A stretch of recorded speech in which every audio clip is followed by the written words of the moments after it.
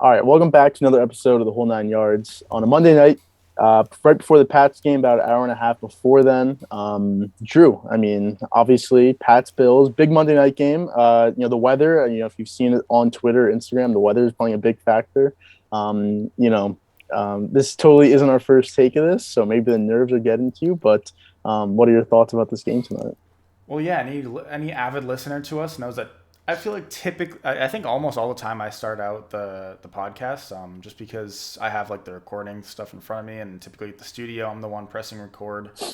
So I'm always, typically the one starting it, but I could not get words out of my mouth today. So Brandon is starting the podcast. The nerves are not getting to me for tonight's game. I'm so confident Patriots going to win this. We both have Patriots winning. It's in our predictions. Yep. So I'm not worried about it. The weather does look like it's favoring the Patriots as well. High winds, gonna be cold.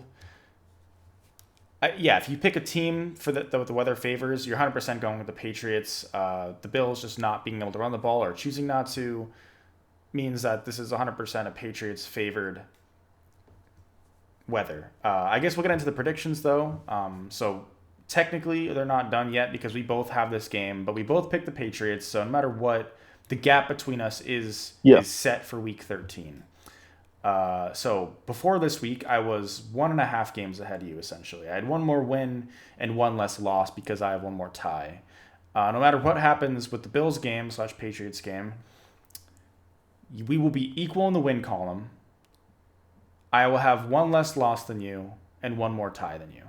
Yeah. So yeah, and overall, it was it's well, okay.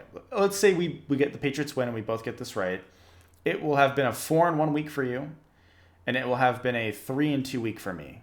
Hmm. And then obviously, if we're wrong, it's a 3-2 week for you and a 2-3 week for me. So Yeah. I mean, So any immediate thoughts, like any big games that you on your predictions that you were surprised by at all, or um, I wouldn't say well, maybe a little surprised. But the Chargers Bengals pick that I had, it was +3 LA.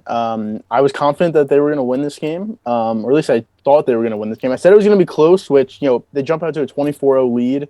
Bengals come all the way back at 24-22.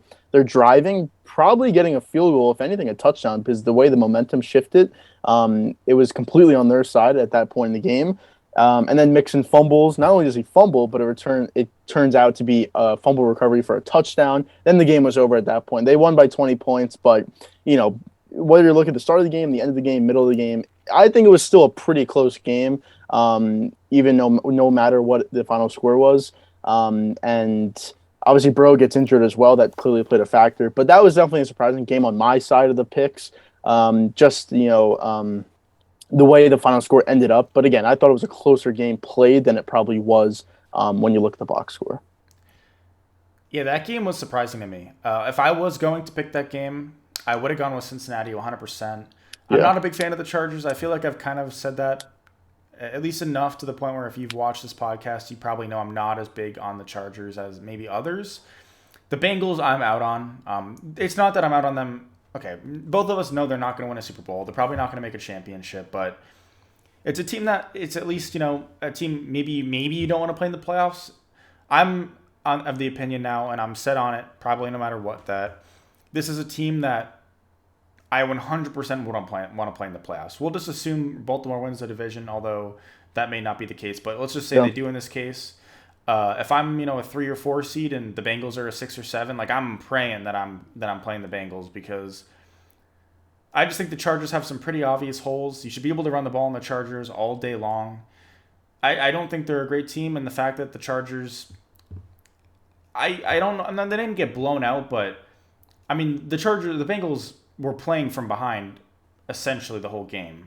It was I'm out on the Bengals. I have them as on the same layer, same tier as the Chargers, I should say, which is they have some potential, but I don't think they're a complete team. I think they have some pretty clear flaws, and I think they're very inconsistent, which leads me to believe that it's a team that I'd love to play in the playoffs because even at their peak, I don't know, they're good, like they're decent, but we don't see that all the time. And even when we do see it, it's like okay, this team's okay, they're okay. Like I don't know, they may make the playoffs, they may not. So Yeah, and again, this game changed a lot of different places. Like I said, that fumbled clearly. And again, maybe the Bengals are always going to lose this game, no matter how many times it was played out. This specific game, but you know, Burrow gets injured. That obviously doesn't help. But you also had when it's 9-0, Bengals are driving at least a little bit. They have the deep play to Chase. That's a touchdown if he just catches the ball. And not only does he just drop the ball, but he bats it up in the air. The Chargers pick it off. Then they immediately go on a touchdown drive. So that's a 14-point swing right there. And again, that was still early. It was only 9-0 at that point. I think it was still the first quarter. Yeah, still middle to end of first quarter. So that's a huge swing right there as well.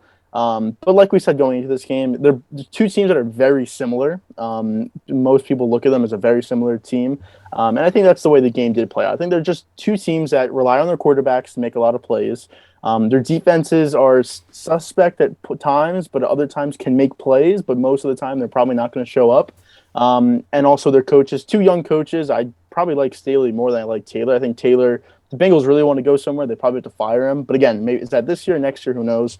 But again, I think there's two very similar teams, and then a couple plays here and there change the game. But yeah, I mean Tennessee would play Cincinnati right now if the playoffs were to start. I think that'd be a good matchup for Tennessee. But again, would they rather play them or the Chargers? I don't even know. But I think it's probably a good matchup for them. yeah, I mean, I would say that I think you need to fire Taylor if you're the Bengals. Not maybe not this season, probably not. I mean, they're clearly exceeding expectations, but I Probably just next year. I think once this team has expectations, people will start to realize the ceiling that Taylor has as a head coach. Because Yeah. I think the ceiling is clearly there. So yeah, I would I don't think he's a long term answer, but yeah, I guess on my side of the predictions, the game that was clearly shocking to me was Vikings at Lions. I Yeah. took the Vikings to win by more than 7 on the road. I talked about it. The Vikings, the first time they did play against the Lions, it took a last second field goal pretty much to beat them. And I said I'm not necessarily confident in the fact that the Vikings will win more by 7. I'm predicting it. I think it will, but I wasn't like dead set confident on it. But I was dead set confident in the fact that the Vikings would win this game. Even though I don't love the Vikings, they're still a wild card contender, and they're in the race for the wild card. They had just lost to the 49ers, and they kind of needed this game to stay in the race. They're technically still in it, but they're in a much worse position than they would have been with a win here.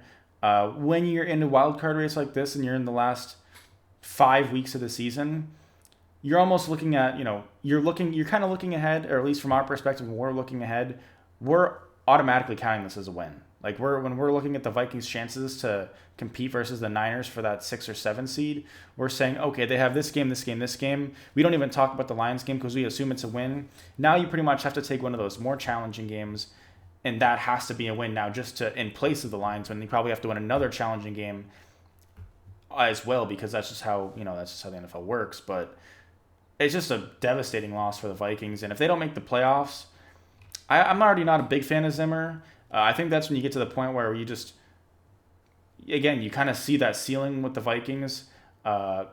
Is it Cousins? Is it Zimmer? Is it a little bit of both? My answer would probably be a little bit of both. But I think, yeah, if the Vikings don't make the playoffs this year and it's close, like this is the reason, this game might be the reason, then yeah, you have to look at firing Zimmer. Yeah, I mean, I think even if they make the playoffs at this point, which I right now I probably don't think they will. Short week. They play Thursday against the Steelers. No Cook, no Thielen. He got injured in this game. He's not. He's most likely not playing in that game. So we'll see if they can even win that game. If they lose that one, they're obviously done. But even if they make the playoffs, I feel like Zimmer's probably gone. He's been there since 2014. So obviously he's been there. He's one of the longest tenured coaches in the NFL. His best was the NFC Championship where they got blown out. Obviously they've digressed since then. So yeah, I think he's probably gone no matter what. But like I said, when you picked this game, I said I couldn't. I wanted to choose it, but I couldn't make myself do it because I could see them losing this game. It was either them blowing the lines out or them just losing, and I couldn't make the decision on it. And it looked they lost. Cousins, if you look at his stats, he's 30 for 40 for 340 yards, 2 touchdowns, no picks.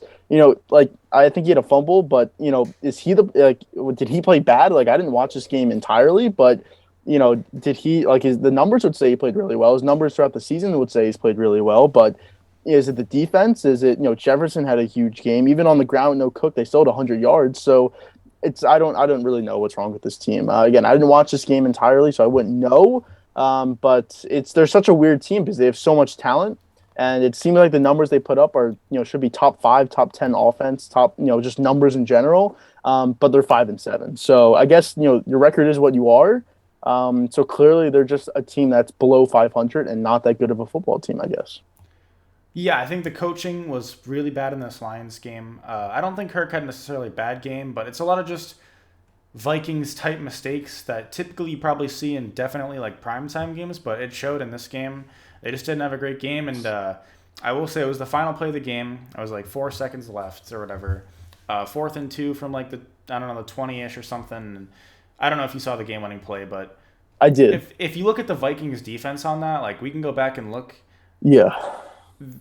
It's just the worst thing I've ever seen. Like It to was me, if I'm a Vikings owner, like I'm literally getting rid of the whole coaching staff like on the spot. Like it's just like for your casual slash not football analytic expert people to notice that it's just bad. It's just bad. I it's really bad. yeah, I don't know. Again, you blame coaching on that, but the other guys on the field were at least at the goal line, or at least they just knew that all the other wide receivers had to do was get to the goal line because like I think it was Dantzler was on that play, the guy who scored the game-winning touchdown.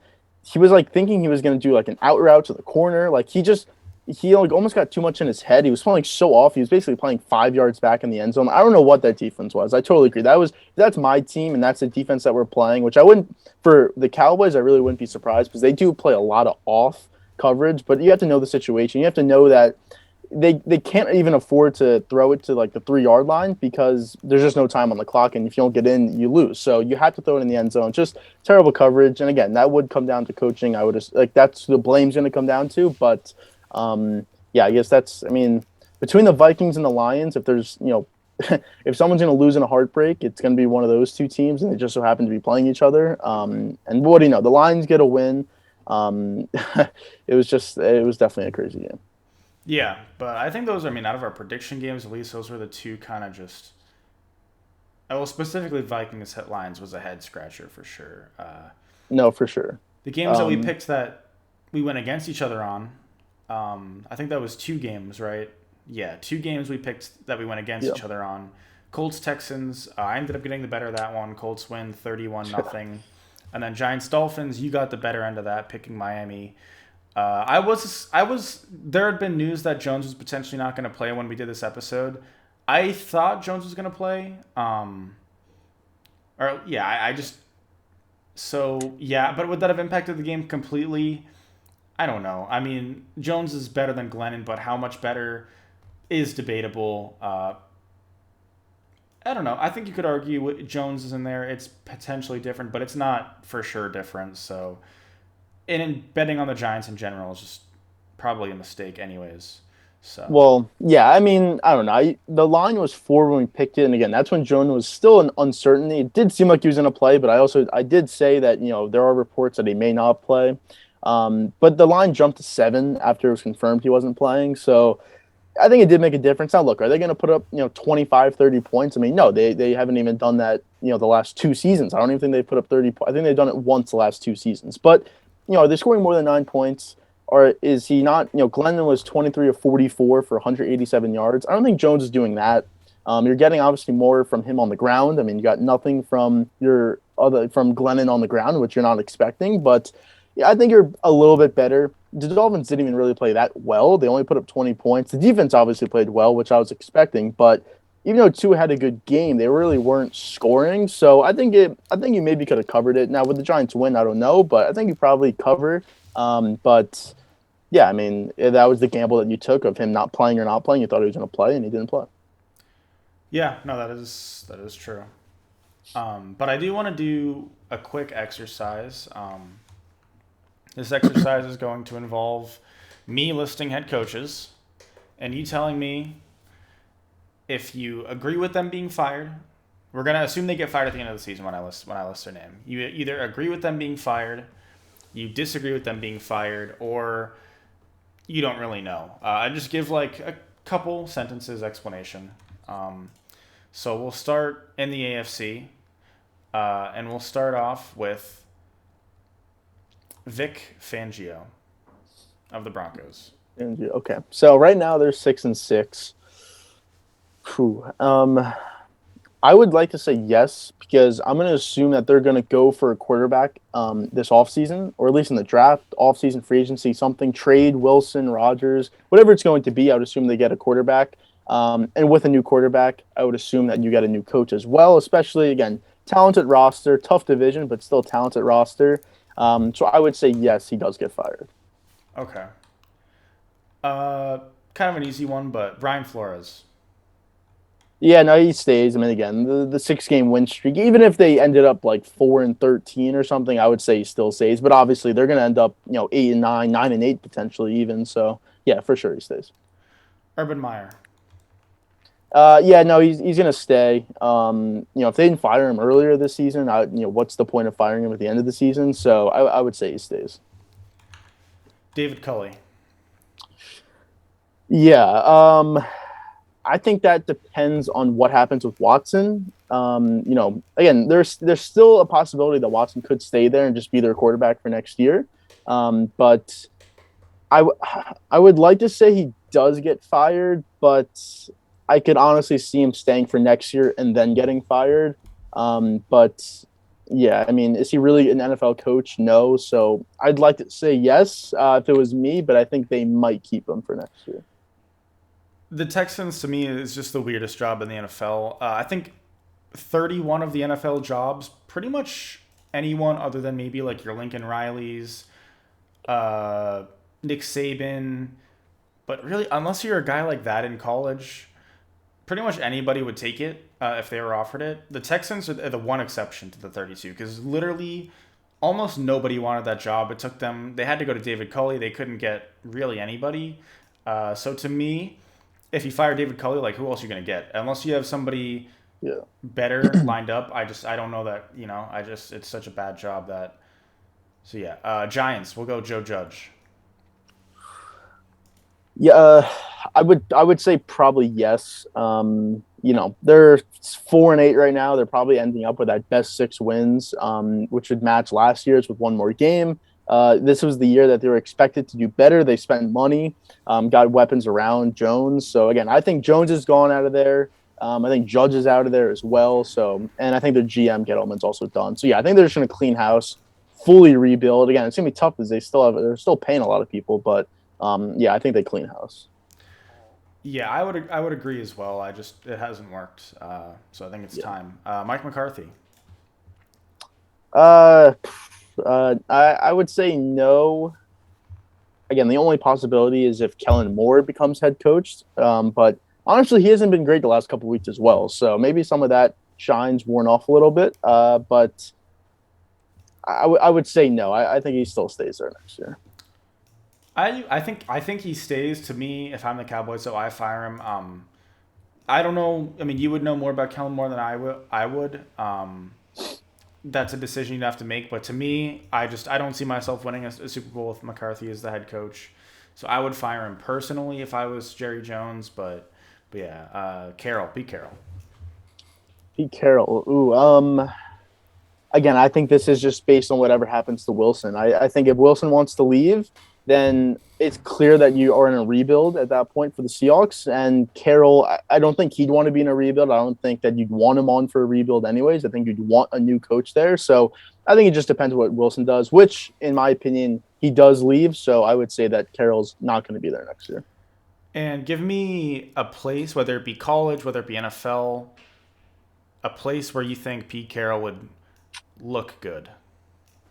Well, I mean, the only thing is if he does go to the end of the season, then I don't know if there's going to be a college job available for him to take that's big enough because obviously he would go for a bigger school. I think any school would love to have him, but I wouldn't be surprised if he just maybe sat out a year and then look back next year, whether it's back in the NFL or college. But let's just say it's NFL and let's just say it would be for next year, um, I think. Ooh, mean, none of the jobs. I mean, maybe the Broncos, like maybe that's the only because it's the only team that's like at least competitive that would have a head coaching job available. So I guess maybe the Broncos, but I wouldn't even really see him fitting there to be honest. Dallas. That's my place. Oh, Dallas. Dallas. I don't know. I think potentially. I don't know. He's like the fun guy, and he doesn't not that he doesn't take it seriously, but he always seems to not take it super seriously. A little like too relaxing. I don't know if I'd love that as a head coach. But I mean, if he won games, I guess he won games, right? So Yeah, I mean, it would for me if I was, let's just say McCarthy gets fired and I'm looking for a new coach.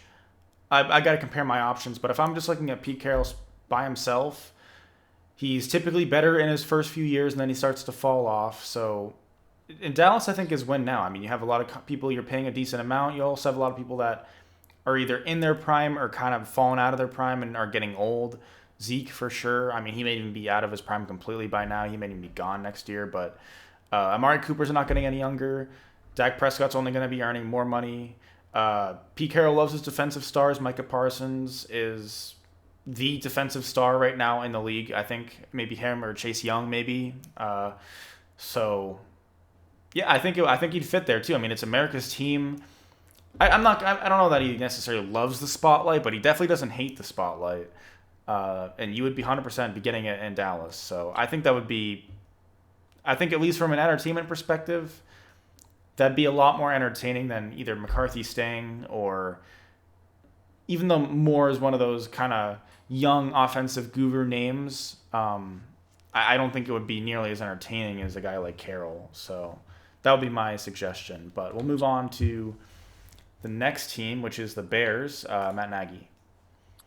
oh yeah, for sure. I mean, you would agree with this, obviously, but yeah, I mean, he's gone. You know, it's just it should have been done last year.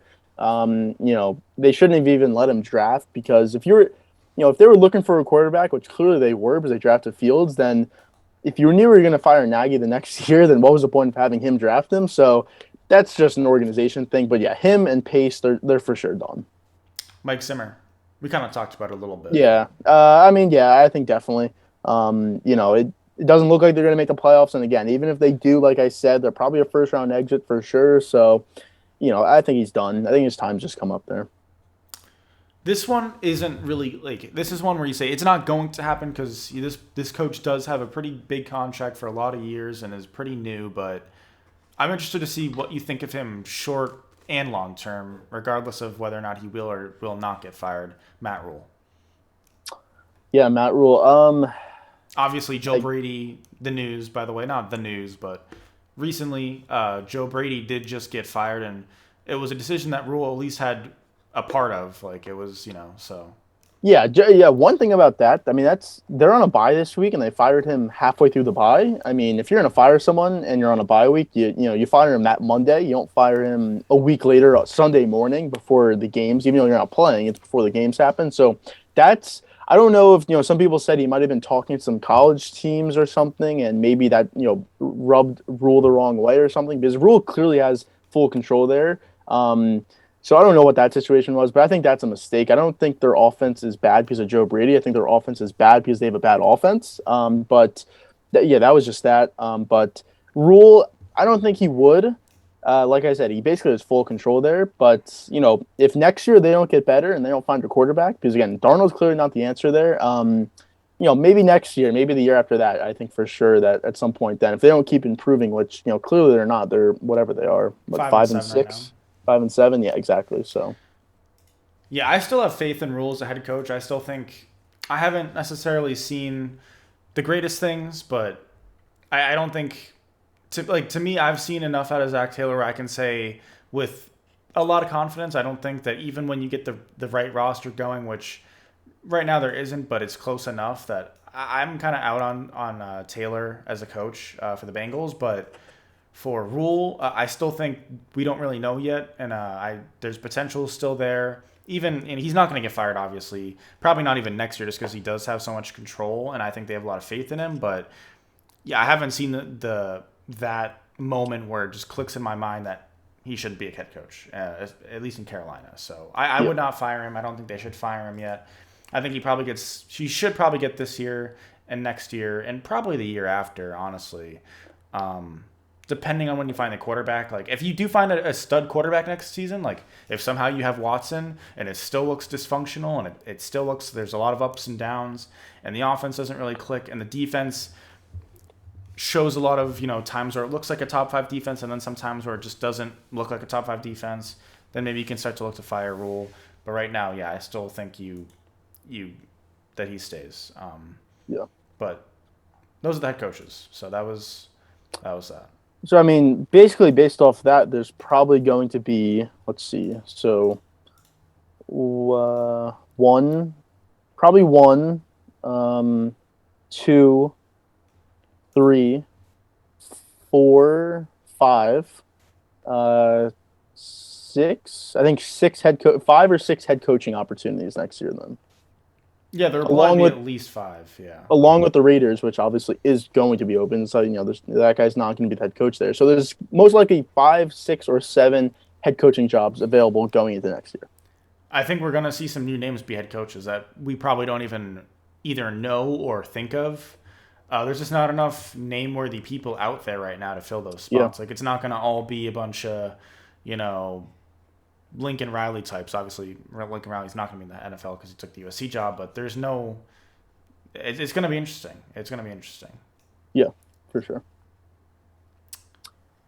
But the other games, I mean, we talked about the games that we predicted, but there were other games. I think the biggest game that we just haven't talked about yet was the Steelers Ravens game. Steelers win, so again, a season where it's so unexpected. I mean, the Patriots are the number one seed right now, before tonight, obviously, but the Ravens, you think that they're obviously we're the number one seed. You think they're maybe the best team, but then they have a game like this where they lose to the Steelers, who again, you think they're done, which I still think they are, but technically they're 6-5-1, and that tie may come to help them because you have the Chargers and the Bengals there, but you can sneak in with that tie, obviously, because it works in your advantage. But just a really bad loss for the Ravens. I mean, that's an unexcusable loss to a Steelers team, which again, if you beat them, they're completely done for. There was reports of Roethlisberger saying he's going to retire after the season before the game, so just a terrible loss for the Ravens.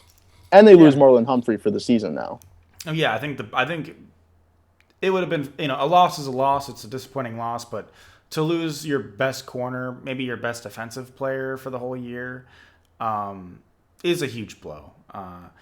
To me, if I was going to have my list of give or take seven teams that I think have a legit shot, and I would not be surprised if they made the Super Bowl barring injuries, I think Baltimore's off that list for me.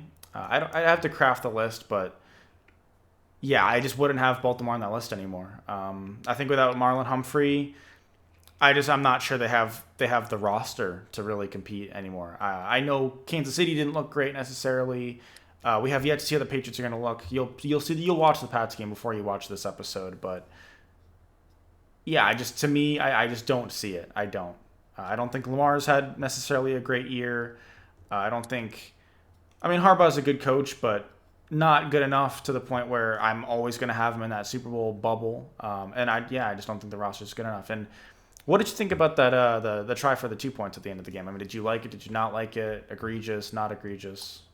I liked it. I did. You could say that they're the better team, and if they go to overtime, they're probably winning that game. But again, the Steelers put up 17 points in the fourth quarter. They were moving the ball, so your defense, tired. Again, you lost Humphrey, so he wasn't playing. Your defense isn't great in general to begin with, so maybe that played a factor as well. But again, you have Justin Tucker. If you can get the ball, anything anything inside 50 is automatic, and then basically anything inside 55 is almost automatic as well. So, there's for sure back and forth, but I did like it. And again, it worked. The play worked. He was wide open. Lamar just missed him. So, if he just puts it 2 inches closer to Mark Andrews, they win the game. So, you could look at it like that as well. But again, it's a bad loss. Even if they win that game like that, it's still a bad game. You didn't play well at all, and you should have beat this team pretty handily. And it took you to literally the last play of the game to win. So yeah, I would probably agree with you though what you said about your top seven teams for the Super Bowl. I think the Ravens are for sure out of that. Just too many injuries throughout the year, and again Lamar, he hasn't played great this year. Earlier in the season, he was playing really well, but the more you ask to throw him, the more you ask him to throw the ball, the less effective he's going to be. And we've seen that the last couple of weeks with the amount of interceptions and inability to hit guys when they're open. Yeah, I would agree. As far as did I like the decision? Yeah, I would agree. I like the decision. I mean, I don't know that I loved it, but I don't care. Like, it doesn't matter. It was just when the coaches and people look back and watch this game and decide what they could or could not have done better. At least in terms of making game manager decisions, like as a coach, they're not going to look back and say, "Oh, we should have kicked the field goal." Because yeah, one, the play did work. Two, I mean, whatever. You kick it and you tie, or you go for the two. Whatever. Statistically, maybe it's slightly more likely that you win the game if you go for two, but it's pretty much a coin flip. I mean, it's a coin flip. Uh, so yeah, and I Harbaugh did say that injuries at corner had something to do with their decision. I'm not sure that's true. I think it was purely more like an analytical choice. If Humphrey's not injured, I still think they're probably going for two. I think that's probably a lie, or maybe just subconscious. But yeah. So Yeah, I didn't hate the decision. If I was the coach, I would be looking back at this game and saying, I don't care about this 2 point play. We'll continue to look at our 2 point stuff for the future, but when we're trying to get better off this game, we should be looking at the first 4 quarters, specifically probably the fourth quarter on defense at least. So yeah, and even though the play worked, would you rather have seen a play where it's Lamar's legs that would do the 2 point conversion, or obviously, even though again the play worked, but you were trusting his arm, not his legs? no, I think the play call was fine. I'm fine with. I mean, that's just you can't if you can't trust your quarterback to execute that play, then you need a new quarterback. And I'm not saying I don't trust Lamar, because I do trust Lamar to make that play. Obviously he didn't in this particular case, but going forward, sometimes you just make a bad play, but a play like that, I still have faith in Lamar to make that play. Now, do I have faith in him to down 14 and Arrowhead and 10-degree weather? Everyone's pass rushers pinning their ears back, knowing it's a pass every play. Do I have Lamar? Do I have trust in Lamar to thread the needle and lead a team to beat the Chiefs there? No, but to make that type of play, yeah. I mean, you have to have trust in your quarterback to make that play. If it had been a play where a designed Lamar run, I'd be fine with that too. But yeah, I was fine with that play call. I would probably prefer that play call over like a read option or over just like a quarterback draw. I definitely prefer that play over like a wide receiver fade, and not that the Ravens have like some receiver that you would throw a fade to, but I definitely prefer that play call over like if you were to throw a fade to Andrews or something, or if you were to throw a fade to one of your receivers. So Yeah, I would say, I would probably agree with that. If your quarterback can't make that play, then obviously you just need another quarterback. But again, I would probably like to see at least an option where he has the chance to run, because the play was for Watt to attack him, so that would leave it open. But again, still the play worked. He just missed the throw. But you mentioned Kansas City. They were the Sunday night game. When we're recording this last night. They won, but it was not an impressive win. It was 22-9 against the Broncos, where really the Broncos had a ton of chances to win this game, or at least just tie it, get it close to where you have potential to maybe set up a game-winning drive. The Broncos' game plan going into this game was just dominate time of possession, which maybe they didn't dominate, but they still had 7 more minutes of possession. And it did feel like that the Broncos, at least for the second half, they were on the field. The offense was on the field basically the entire second half. But again, the Chiefs win, and they're probably trending towards being a 1 or 2 seed in the AFC, but just still not impressive. Mahomes was not good in this game. Just to read his stats out loud: 15-29, 184, 0 touchdowns, 1 pick. Again, just not a good game from the Chiefs, even though it ended in a win. yeah, I mean, I'm still considering the Chiefs in my top Super Bowl team, so I would still view them as a legit contender.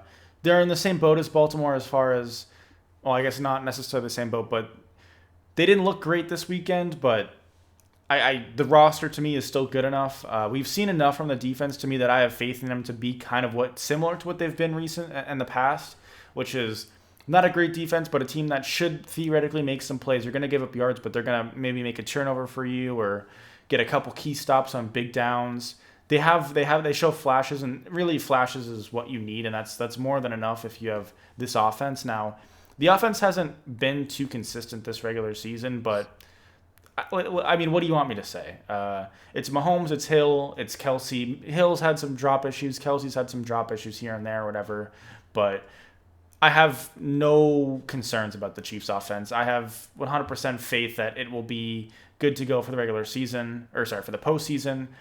I think at some point we'll see him kind of start to click and get into playoff mode. Right now we haven't yet necessarily, but we've seen flashes from both the offense and the defense.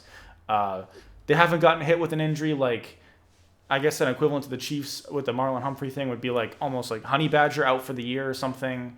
We haven't really seen anything crazy like that for the Chiefs. Yeah, I still have faith in the Chiefs. So Yeah, and that's the difference between the Chiefs and the Ravens. Is just that the Chiefs just weren't playing good in the first part of the season, but they never were injured. So once they started playing well, because obviously the guys were still there, they'd go back on track. While the Ravens, you can get by some time with some backups and stuff, but the more you lose players, or even if you don't lose any more players, the backups just won't be playing as well as the starters. So you will start to falter, which is the case.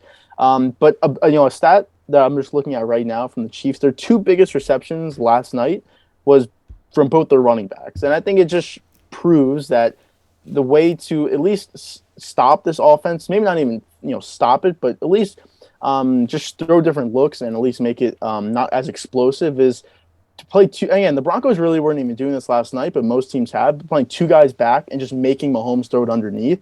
Because again, Hill 2 for 22, Kelsey 3 for 27.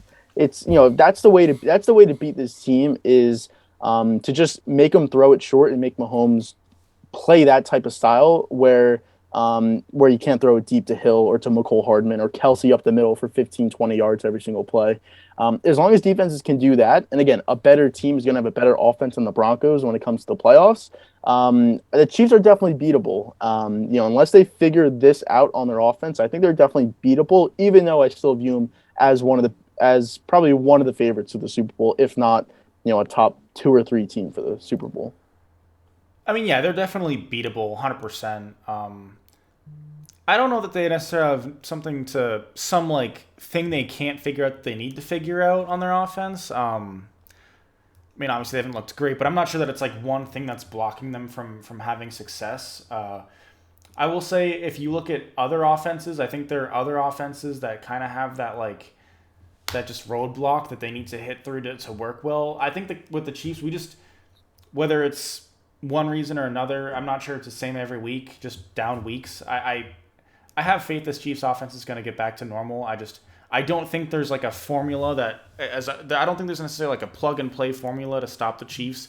I mean the best method is to have some really insane man coverage, and you double Hill with one corner on him the whole game, and then one safety over the top to pretty much hopefully shut him out the entire game. Probably double team Kelsey and just play him aggressively. Lots of chipping at the line. Don't let him have free releases. But I mean, that's not even necessarily like some super insane game plan.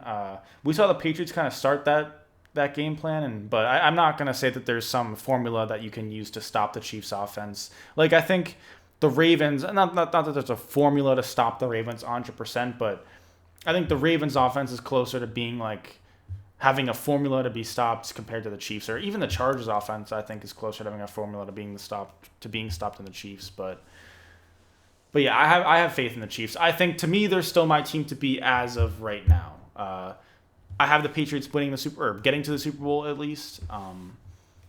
So yeah, I mean, eventually I'll have the Patriots as beating the Chiefs. But right now, if the playoffs were to start right now, I would have the Chiefs as my team to beat. So I'm still confident in them.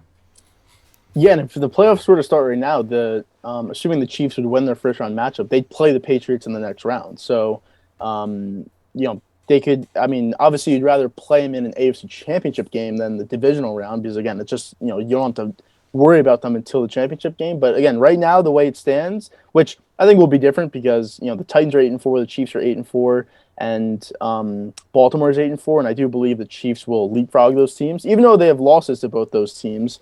I think they'll just end up with a better record, which obviously plays into the Patriots' hands, assuming that they're still the number one seed. But again, that's something we can look forward to. Even though I believe their offense will get better, it's again right now it's just not. But a team that was similar to the Vikings, which what we talked about earlier, the Niners, obviously coming off that huge win 2 weeks ago against the Vikings, then they destroy the Jaguars. Then they had the huge win against the Vikings last week. They play the Seahawks, a team that's been struggling. Probably doesn't even care about the season, in terms of Russell Wilson. But they lose 30 to 23 on the road, but still. And they just didn't look good at all, to be honest. Kittle had a huge day. Garoppolo didn't have like a terrible day, but it just wasn't enough. Obviously, the last play of the game, he gets deflected at the line.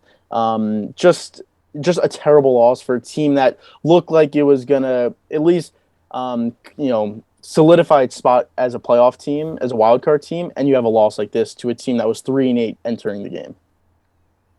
Yeah. I mean, do you have any thoughts about it? Well, no. No, I mean the Niners were one of your teams that you thought was. Are you still as confident in them as you were, last week? Yeah. So this loss doesn't mean anything to you. No. Oh, okay. So it's. Let me get it. Okay, so yeah, it's Russell Wilson's first game back being, to me, fully healthy, or at least that's the first time we saw like a legit Russell Wilson.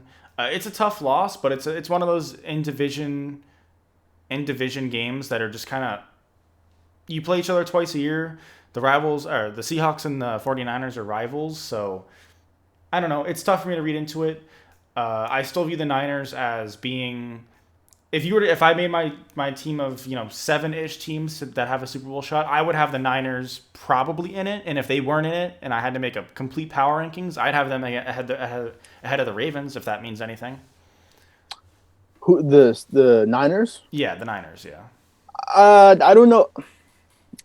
I don't know if I'd go to that extent. I mean, again, we're both down on the Ravens, but I'm not that down on them. And honestly, again, they didn't have Debo Samuel in this one, so again, it's not fully healthy team. But again, not every team's healthy anyways.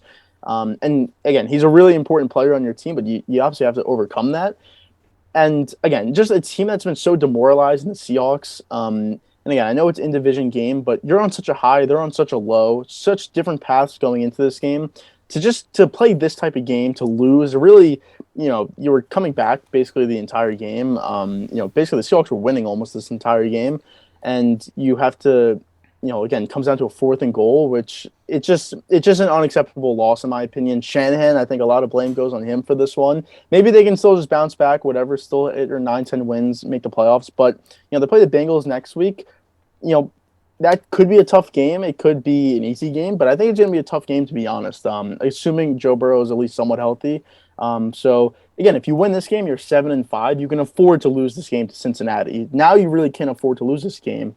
Because you have a Washington surging right now. You have still a Philadelphia who's still there. Without Hurts, they blow out the Jets with Gardner Minshew. So there's teams that can come up on you. And again, the Vikings can still come up on you if they can figure it out. So it's not a guarantee that they make the playoffs right now. It's not a guarantee necessarily, but I mean, I'm still going to predict it. Let's just assume the Cowboys, Cardinals, Packers, and Buccaneers are the division winners.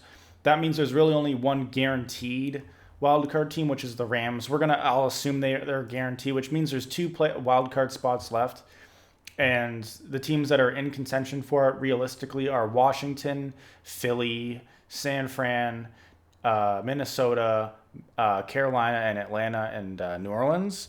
I would probably have San Fran as the best team out of all those teams. And record wise, they're on the better end of those teams. They're tied with the Washington at 6-6 out of those teams. So yeah, I still view the 49ers as, to me, I'm 100% picking them to make the playoffs still, even with that loss. I mean, yeah, the Seahawks were 3-8 heading into this game, but I don't know. It's just they had a healthy Russell Wilson for how many of those games? I don't know.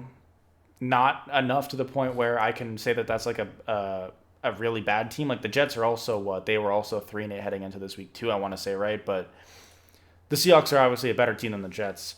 So I don't know. I think it's a loss. It's a tough loss, but you kind of have those types of losses throughout the year. I still thought there were some bright spots in this loss. Not, I mean, it wasn't a win, obviously, but Kittle has his first big day, and I don't know about maybe he's probably had some big days this season, but nothing. I mean, this is definitely his biggest game this season. So, um, yeah, I still like this Niners team. I'm still confident this Niners team is a playoff team for sure, and I think they can win any given Sunday in the playoffs. I'm not. I wouldn't predict them to go on a run and make the Super Bowl. Probably not, at least, but I think they could beat any team. I think they could beat the Packers. I think they could beat the Cowboys. I 100% think they could beat the Cardinals. So are they going to go on a run and beat the Cardinals, Packers, and Cowboys and make it to the Super Bowl and then beat the Chiefs? Probably not. I mean, I'm not going to pick that. That's for sure. At least not right now. But Yeah, I mean, right now they're the 7th seed. Washington has the tiebreaker because they have a better conference record, which the Niners are 5-5 in the conference. Washington's 5-2. So that may play a factor in seeding when it comes down to that. But right now they play Green Bay in the first round, which I think we've said that's a decent matchup for them. Even though they'd be going to Lambeau, which was different from when Green Bay came to San Fran earlier this year. I think there's still two teams that match up pretty well. But I mean, I'd go Green Bay in that game. I think they'd win that. So yeah, I mean, again, would they rather play Green Bay or Tampa? I don't really know because if it was in San Fran, I think they'd pick Green Bay. But with it being in Lambeau, I think it's a really tough test for them. Even though I think the both teams are pretty similar. yeah, I think that Green Bay is one of the tougher matchups. And even if they would play Green Bay if the playoffs ended today, I don't think. I mean, that doesn't really mean anything, and I know you know that. I'm just saying that because we still have so many games left, and the Packers seeding is probably going to fluctuate, and the San Fran seeding is definitely going to fluctuate, and there's so many tiebreakers, and all these wildcard teams are so close in record that it's still a top. It's still there's out of the four teams they may play in the playoffs. Realistically, there's probably four, maybe three that they'd play in the playoffs. Uh, it's not more likely they would play the Packers than they would play the Cardinals. I don't think. I think that's equally likely. So, but yeah, I would say the Packers are a bad matchup just because of it being in Lambeau. I would much rather play the Cardinals. I think it's a good thing to if you, at least if you're the 7th seed and you have to choose between playing against like the Packers and the Cardinals. I think it's a good thing you get to play against a divisional opponent. Having that familiarity with that team kind of, I guess, it doesn't. It means that the gap in talent on the roster and the gap in the record is probably not as important just because when you've played this team 2 times a year and you're so familiar already with Murray and Kingsbury's style of coaching and their defense and how they use Watt and how they use Jones and how they use Simmons and how they use these types of guys. I think that helps. So Yeah, I don't exactly remember at what point in the game. It was towards the end of the game, but I don't exactly remember what it was. But the Niners, and I don't know if you were watching it, but the Niners, they I think it was third down, maybe fourth down, but they did a read option, and they used Garoppolo for it. Like that was their play call was a Garoppolo read option. And as soon as it happened, I was just thinking, one, why is that the play call with a Garoppolo read option? And if you're going to do that, why wouldn't you just bring Lance in? Because the last couple of games, Lance really, I don't even think he's played. Maybe he played in the Jacksonville games. It was a blowout, but like actually played real snaps. So that was just a very weird play that they did. And again, I think it was towards the end of the game, but I don't exactly remember exactly when it was. But that was just again just some weird stuff that's happening with that. That's all I wanted to say. yeah, I Kyle Shanahan does get a little bit cute at times. The prime example of that would be probably Super Bowl 51. Yeah.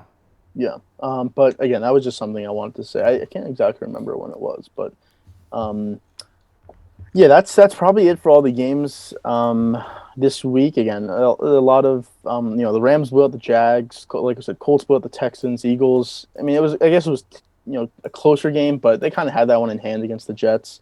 Um, Cardinals, Bears. That game was pretty much in hand the entire way. Murray looked good in his return. Bucks, Falcons. Again, that was another game where the Bucks, were in control of that game basically the entire time. Washington Raiders. If you want to talk about that, we can. again, a bad loss for the Raiders. Even though you're playing a hot Washington team, I think I'd like to say the Raiders are at least level to that team. And again, you're at home, so I feel like you probably should win that game, especially coming off a huge win at Dallas on Thanksgiving. You should win that game. They lose. Carr really wasn't that impressive to be honest. And yeah, Washington they've won four in a row. They're 6-6, and like we kind of talked about them a little bit. But do you have any thoughts about that game or either team?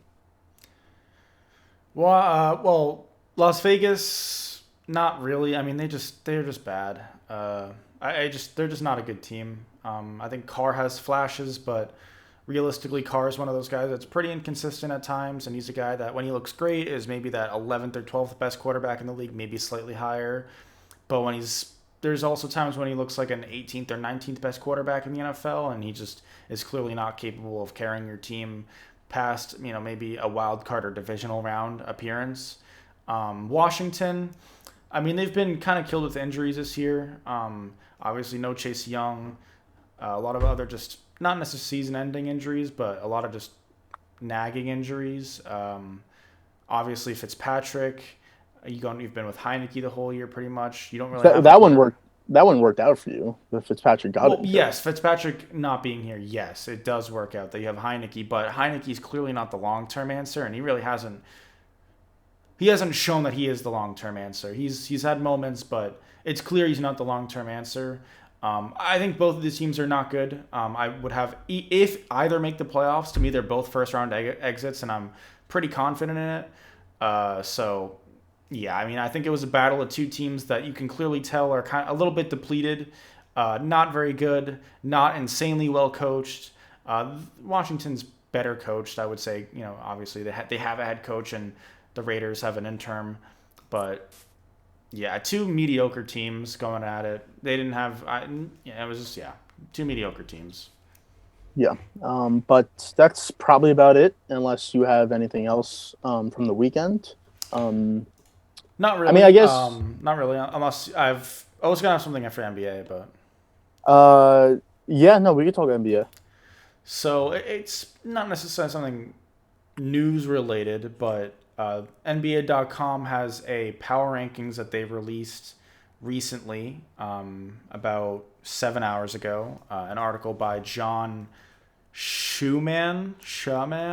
I was gonna go through a few teams and give their power ranking and tell me if you think that they are either overrated, underrated, or properly rated, and give like a couple sentence explanation on what you think. Okay. All right, so we'll start with the top. I'm not going to go one by one. I'm not going to list every team, but we'll start with the top. It's Golden State at number one. Yeah. I mean, I think they're. I mean, them are the Suns. I would assume the Suns are number two on this list. So yeah, Suns are I two, think. yeah. Yeah, I think either of them are they're interchangeable at one and two. But yeah, right now, yeah, for sure they're one and two. Yeah, I mean, I mean, on a power rankings, I don't see how you could go. I think it's tough to say Phoenix two because Phoenix won, but yeah, and has probably maybe looked better recently, at least with their win streak and stuff that they went on. But Milwaukee's three.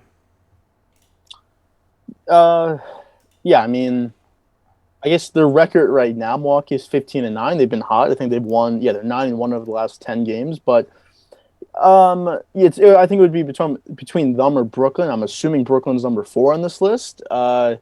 So yeah, I mean, I'd probably have Brooklyn at three. But again, they've been. I mean, they've looked good for sure. But now Joe Harris is injured. Obviously, no Kyrie. Harden's looked better, but still, he's still a little out of place a little bit. So. Yeah, I guess three is fine for them, but I wouldn't be. I could say three or four. I would say from Milwaukee. Yeah, they're 10-0 when they have Antetokounmpo, Holiday, and Middleton all in the lineup. For the Yeah, record, and there you go. Brooklyn is not four. Chicago is four. Yeah, I mean, I'd probably put Brooklyn at four. I mean, again, it's a power ranking, so it's obviously not like it's not actually what you think. It's the best team. Obviously, Chicago is good, but they're not up on that level. They've played good. I think DeRozan just got put in COVID protocols or whatever. But yeah, I mean, they've won three in a row, but they're 6-4 in their last 10. So obviously before that they weren't playing great. But I'd probably put Brooklyn at four. We're jumping to seven now. Cleveland at seven. Yeah, I mean Cleveland. I mean they've been playing a lot better. I mean when everyone's healthy on that team, they're not a bad team. They're they're probably if everyone's healthy and they could stay healthy, they're gonna finish 500, around 500, maybe even a couple of games over. So they're really not that bad of a team. They just had a couple injuries. Obviously Mobley being the biggest one. I think Sexton's just out for the year or whatever. He's out for a long time. Talking about the guys who have Yeah. lingering injuries. But yeah, I mean at seven, I mean again, it's a power ranking, so I assume so. But if it was normal rankings, obviously that's 15, 16, 17, somewhere in that range. But yeah, I think power ranking wise, I think seven, maybe 9, 10 is maybe more likely where they'd be. But I think that's fine.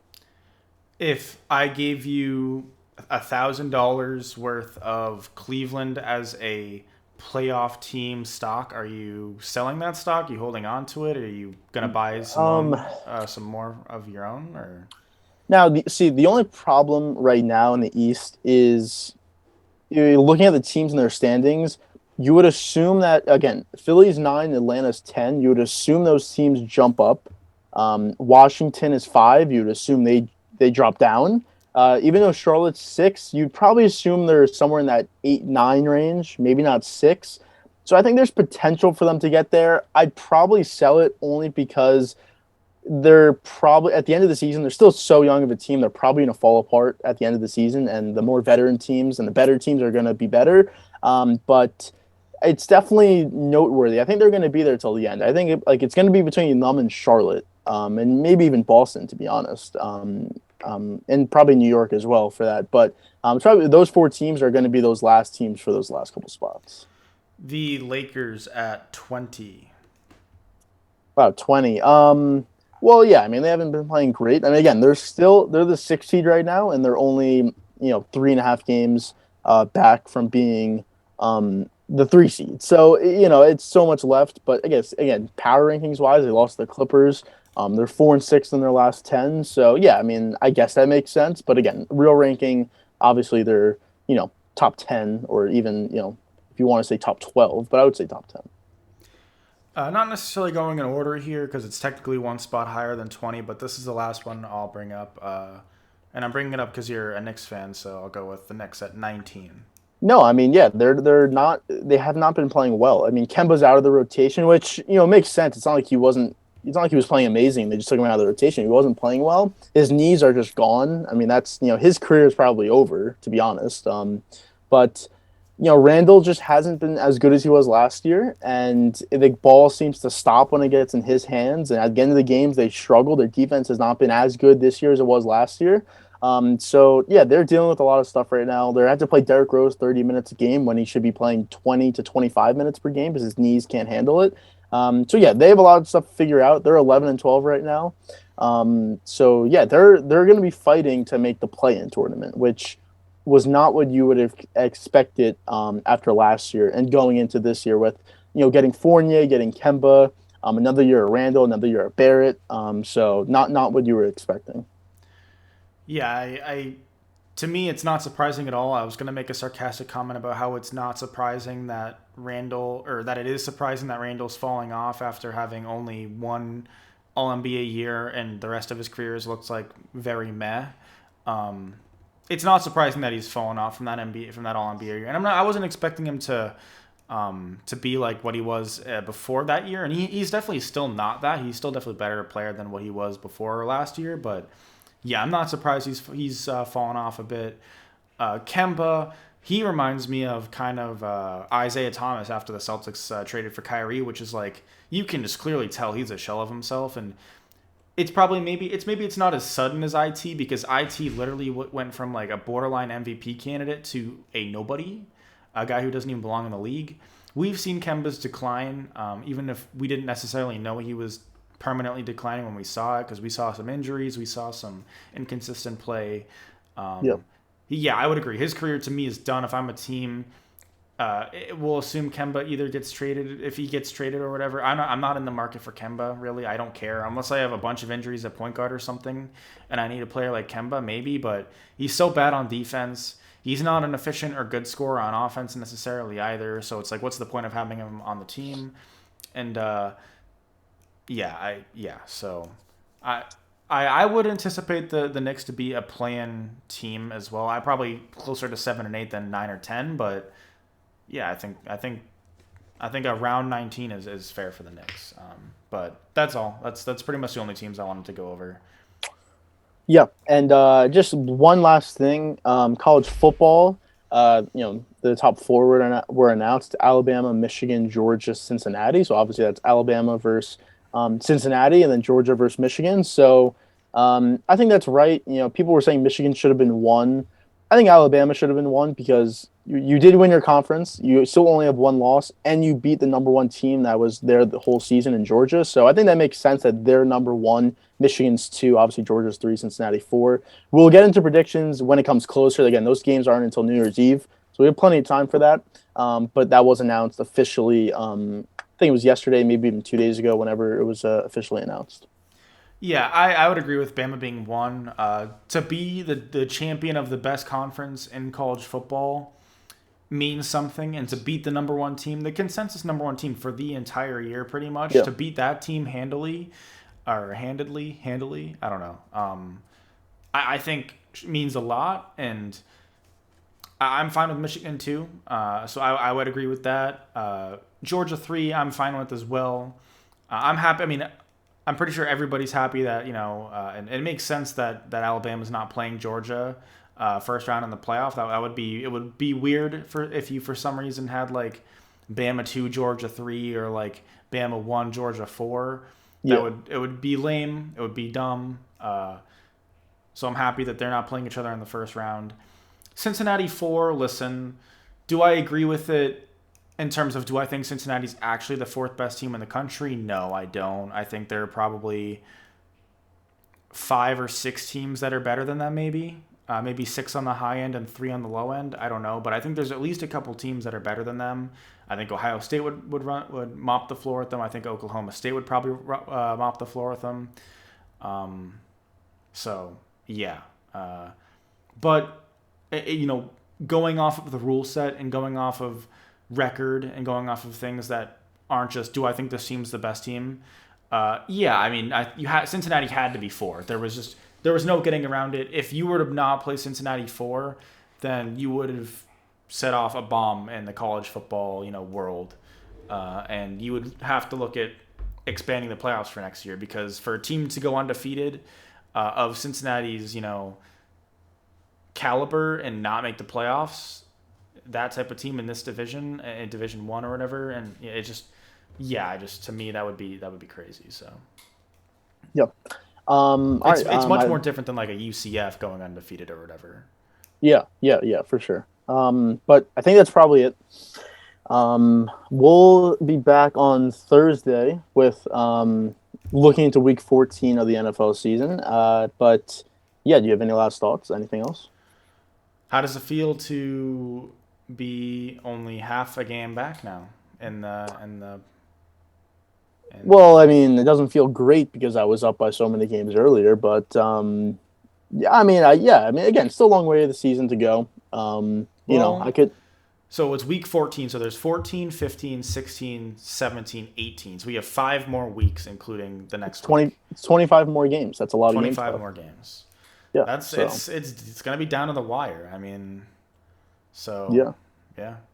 so we'll see how it goes. But yeah, that's it for this episode, though. Yeah, we will be back Thursday, like you said. Check out the Clips channel, all that type of stuff, social medias. Goodbye.